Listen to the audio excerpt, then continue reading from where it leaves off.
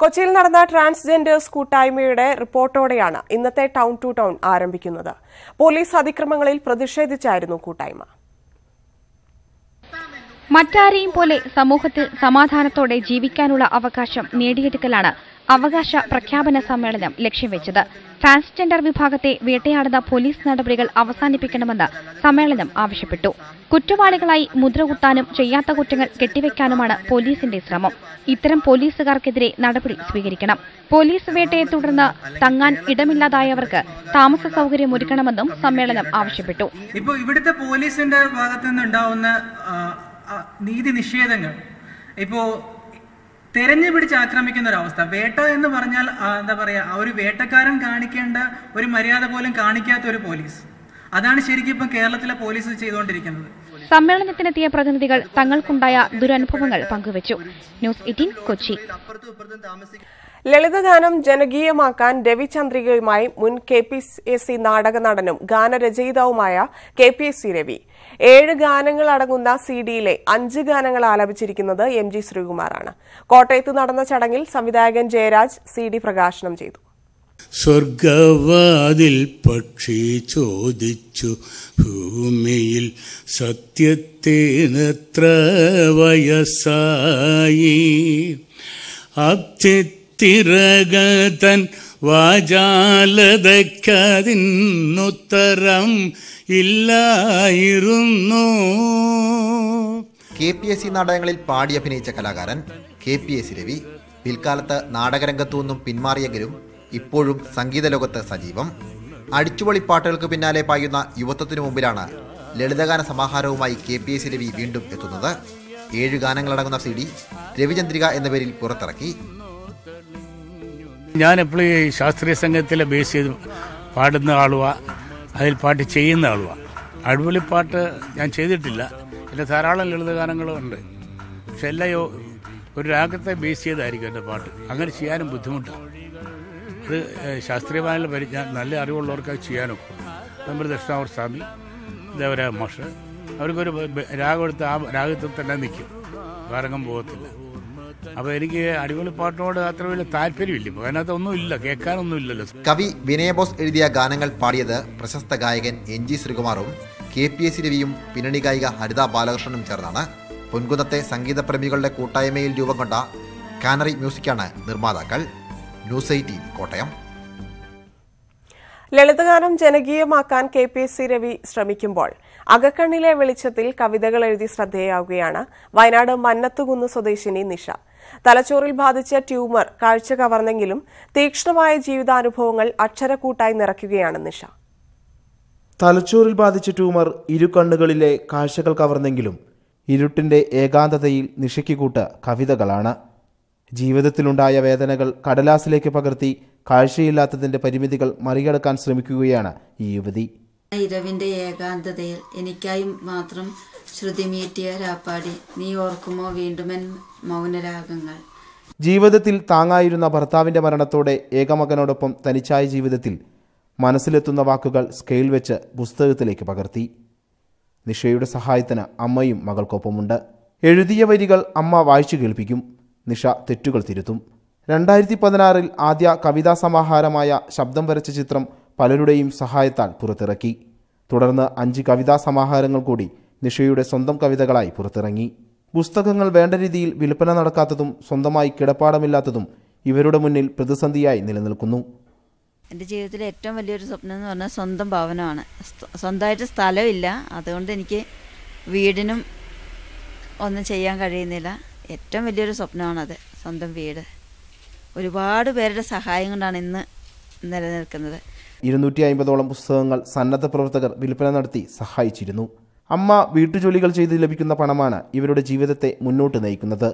ചികിത്സകൾ തുടരുമ്പോഴും പ്രതീക്ഷയുടെ തുരുത്തിലേക്ക് ജീവിതം തിരിഞ്ഞു നടക്കുകയാണെന്നും കവിതയുടെ ലോകത്ത് ഇനി ഏറെ ദൂരം സഞ്ചരിക്കണമെന്നും ഉൾക്കാഴ്ചയുടെ കരുത്തോടെ നിഷ പറഞ്ഞു നിർത്തുന്നു. രതീഷ്, ന്യൂസ് 18 വയനാട്. കവിതകളും ഗാനങ്ങളും ഒക്കെ മനം കവരുമ്പോൾ കരവിരുതിന്റെ മഹാപ്രതിഭയോട് ക്ഷമ ചോദിക്കുകയാണ് തിരുവനന്തപുരം നഗരസഭ. നേതാജി സുഭാഷ് ചന്ദ്രബോസിന്റെ പ്രതിമ വികൃതമാക്കിയ സംഭവത്തിലാണ് ശില്പി കാനായി കുഞ്ഞിരാമനോട് നഗരസഭ ക്ഷമാപണം നടത്തിയത്. തലസ്ഥാനത്തെ പ്രതിമകൾ സംരക്ഷിക്കാൻ കാനായിയെ ഉൾപ്പെടുത്തിയുള്ള സമിതിക്കും രൂപം നൽകുമെന്ന് കാനായിക്കൊപ്പം നേതാജി പ്രതിമ സന്ദർശിച്ച മേയർ വി.കെ. പ്രശാന്ത് അറിയിച്ചു. 1984 തലസ്ഥാനത്ത് PMG ജംഗ്ഷനിൽ നേതാജി സുഭാഷ് ചന്ദ്രബോസിന്റെ പ്രതിമ സ്ഥാപിച്ചത്. ശില്പി കാനായി കുഞ്ഞിരാമൻ തലസ്ഥാനത്ത് നിർമ്മിച്ച ആദ്യകാല പ്രതിമകളിലൊന്നുകൂടിയാണിത്. എന്നാൽ കഴിഞ്ഞ നേതാജി ദിനത്തിൽ പ്രതിമയിൽ പച്ചച്ചായം തേച്ച് വികൃതമാക്കി. സംഭവം ശില്പി കാനായിയുടെ തന്നെ ശ്രദ്ധയിൽപ്പെട്ടതോടെ വിവാദമായി. തുടർന്ന് പെയിന്റ് മാറ്റാൻ മേയർ വി.കെ. പ്രശാന്ത് നിർദ്ദേശം നൽകി. ഇതിന്റെ പണികൾ നേരിൽ കാണാനാണ് ശില്പിക്കൊപ്പം മേയർ സ്ഥലത്തെത്തിയത്. മഹാന്മാരുടെ പ്രതിമകളെ എങ്ങനെ സംരക്ഷിക്കണമെന്ന് തലസ്ഥാനത്തിന് അറിയില്ലെന്ന് കാനായിയുടെ പരിഭവം. ഇത്രയും വലിയ മഹാനായ ഒരു നേതാവിനെ അപമാനിക്കുന്ന കണ്ടില്ല കളർ കൊടുത്തിട്ട്. എന്ത് കളർ അവർക്ക് എന്തറിയാം? അയ്യന്നക്കാർ കഷ്ടപ്പെട്ട് ചെയ്തതാണ്. അതേപോലെ ക്യാപ്റ്റൻ ലക്ഷ്മി ഉണ്ടല്ലോ, നേതാജിയോട് ജീവിച്ച ആ സ്ത്രീയെ വന്നിട്ട് ഇത് നേരിട്ട് കണ്ട് പറഞ്ഞാണ് ഞാൻ അയ്യന്നക്കാരനെ ഇതുപോലത്തെ പ്രതിമ ഇന്ത്യയിൽ ഇത്രയും മുഖച്ചായ പ്രതിമയില്ല. എനിക്ക് സത്യം പറഞ്ഞാൽ അന്നുപോലെ അഭിമാനമാണ്. അതിനെയാണ് ഇവർ മനസ്സിലാക്കുന്നത്. ഇവർക്ക് എന്താ അറിയാം? ഈ രാഷ്ട്രീയം ഇതിൽ വരാൻ പാടില്ല. കലയിലെ ഈ രാഷ്ട്രീയം വന്ന് കളിച്ചാൽ കല നശിക്കും, നാട് നശിക്കും. തലസ്ഥാനത്തെ പ്രതിമകൾ സംരക്ഷിക്കുന്നതിന് കാനായി ഉൾപ്പെടുത്തി സമിതി രൂപീകരിക്കുമെന്ന് മേയർ പറഞ്ഞു. നഗരത്തിലെ പ്രതിമകളെ സംബന്ധിച്ച് അത് പരിപാലിക്കേണ്ടത് നമ്മുടെ എല്ലാവരുടെയും ഉത്തരവാദിത്തമാണ്. അത് സ്ഥാപിച്ചിരിക്കുന്നത് പ്രമുഖരായിട്ടുള്ള ദേശീയ നേതാക്കന്മാരും നമ്മുടെ നാടിന് വേണ്ടി സംഭാവന നൽകിയിട്ടുള്ള ആൾക്കാരെയുമാണ്. അതുകൊണ്ട് തന്നെ എല്ലാ പ്രതിമകളുടെയും സംരക്ഷണത്തിന് വേണ്ടിയിട്ട് നഗരസഭാ തലത്തിൽ ഒരു സമിതി രൂപീകരിക്കാൻ വേണ്ടി നഗരസഭ തീരുമാനിച്ചിട്ടുണ്ട്. അതിൽ ശ്രീ കാനായിയെ പോലുള്ള പ്രഗത്ഭരായിട്ടുള്ള ആൾക്കാരെയും ഉൾപ്പെടുത്തിക്കൊണ്ടുള്ള ഒരു സമിതിയായിരിക്കും രൂപീകരിക്കുക. നേരത്തെ കേരള സർവകലാശാല ആസ്ഥാനത്തിന് മുന്നിലെ കുമാരനാശാൻ പ്രതിമയിൽ വെള്ളിച്ചായം പൂശിയത് വിവാദമായിരുന്നു. അന്നും കാനായിയുടെ ഇടപെടലിനെ തുടർന്ന് പ്രതിമയിലെ വെള്ളിച്ചായം നീക്കം ചെയ്യുകയായിരുന്നു. ന്യൂസ് 18 തിരുവനന്തപുരം. വ്യത്യസ്ത പ്രമേയങ്ങൾ കൊണ്ട് തിരുവനന്തപുരത്തെ വിദ്യാർത്ഥികളുടെ ചലച്ചിത്രമേള ശ്രദ്ധേയമാകുന്നു. കുട്ടികൾ നിർമ്മിച്ചതും കുട്ടികൾക്കായി നിർമ്മിച്ചതുമായ 65 ചിത്രങ്ങളാണ് മേളയിൽ പ്രദർശിപ്പിച്ചത്.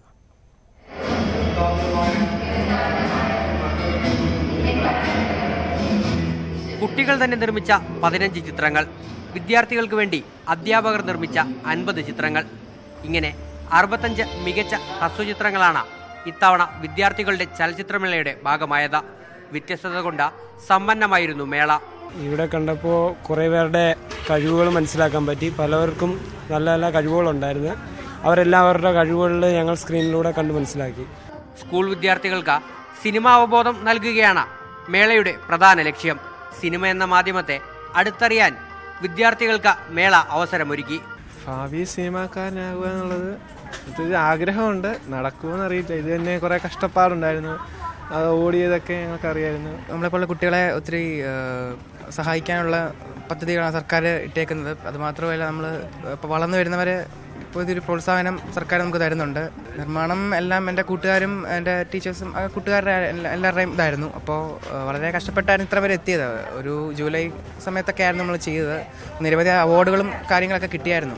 ചലച്ചിത്രമേള സംഘടിപ്പിക്കുന്നതിന് മുൻപ് സ്കൂളുകളെ 3 മേഖലകളായി തിരിച്ച് ആസ്വാദന ക്യാമ്പും പൊതുവിദ്യാഭ്യാസ വകുപ്പ് സംഘടിപ്പിച്ചിരുന്നു.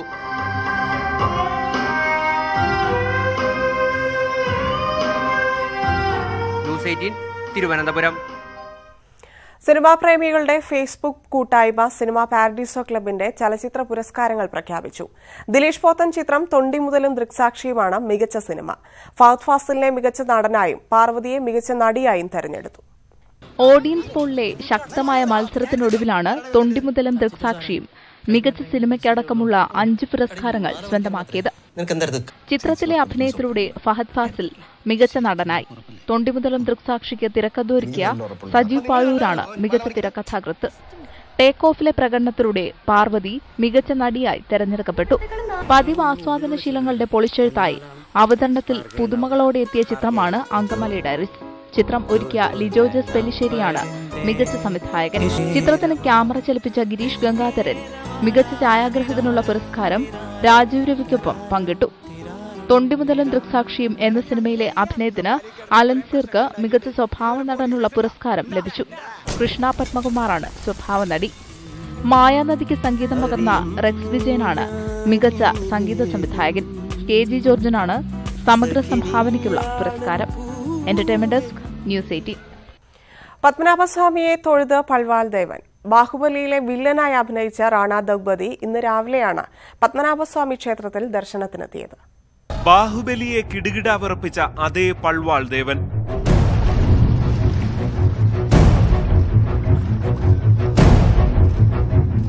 പൾവാൾ ദേവനായല്ല, പത്മനാഭസ്വാമിയുടെ ഭക്തനായ റാണ ദഗ്ബതിയായാണ് ഈ വരവ്.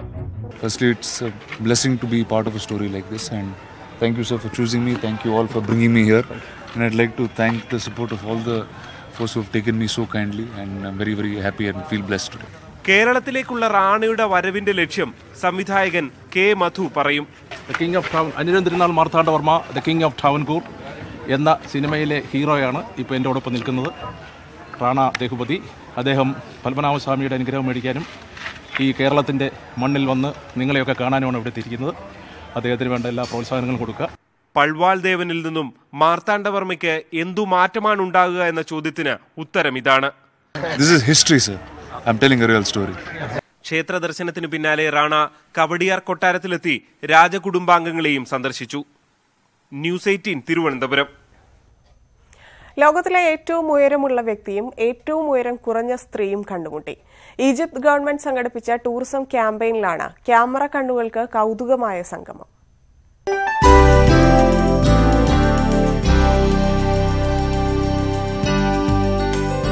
ലോകത്തിലെ ഏറ്റവും ഉയരം കൂടിയ വ്യക്തിക്കുള്ള ഗിന്നസ് റെക്കോർഡിനുടമയായ സുൽത്താൻ കൊസൈനും ഏറ്റവും ഉയരം കുറഞ്ഞ സ്ത്രീ ജ്യോതി യാംജിയുമാണ് പിരമിഡുകളുടെ നാട്ടിൽ കണ്ടുമുട്ടിയത്.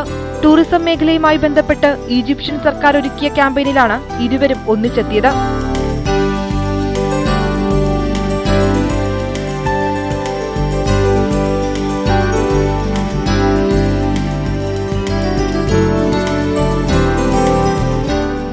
ചരിത്രപ്രസിദ്ധമായ കൈറോയിലെ ഗിസ പിരമിഡിന് മുന്നിൽ രണ്ടുപേരും ഏറെ നേരം ചിലവഴിച്ചു. അപൂർവ നിമിഷം ഓർത്തുവെക്കാനായി ചിത്രങ്ങളുമെടുത്തു. ഉയരത്തിലെ വൈരുദ്ധ്യം വ്യക്തമാക്കുന്ന ചിത്രങ്ങൾ വൈറലായി.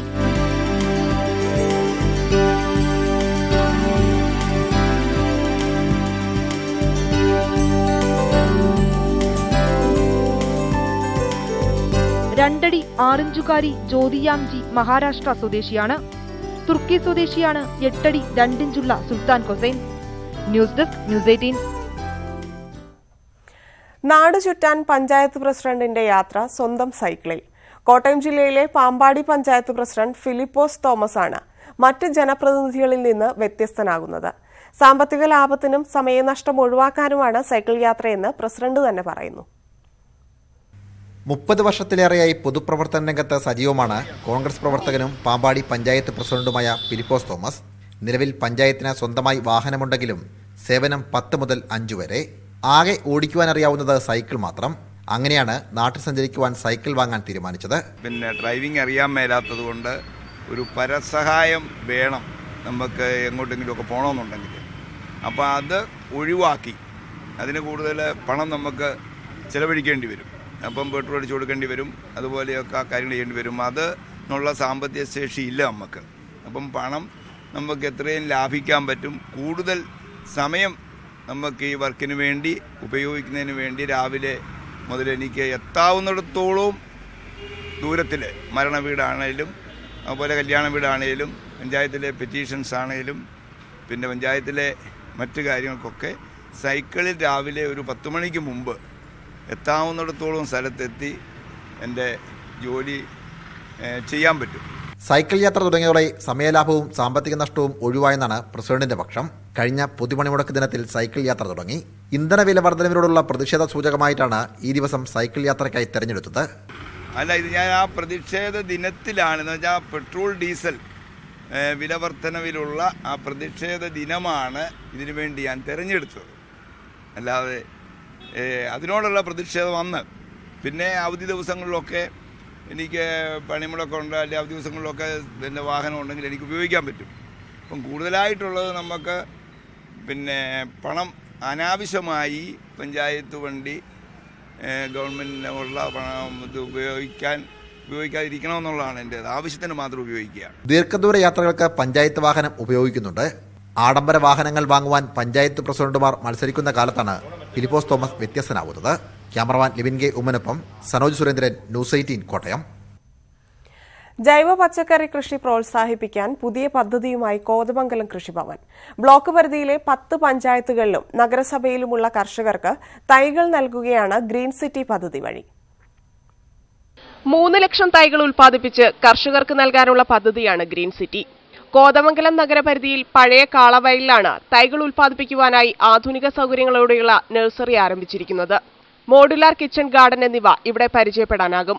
ശീതകാല പച്ചക്കറികളായ കാബേജ്, കോളിഫ്ലവർ, തക്കാളി, പയർ, വെണ്ട, വെള്ളരി, വിവിധയിനം മുളകുകൾ തുടങ്ങിയവയുടെ തൈകളാണ് വിതരണത്തിന് തയ്യാറായിട്ടുള്ളത്.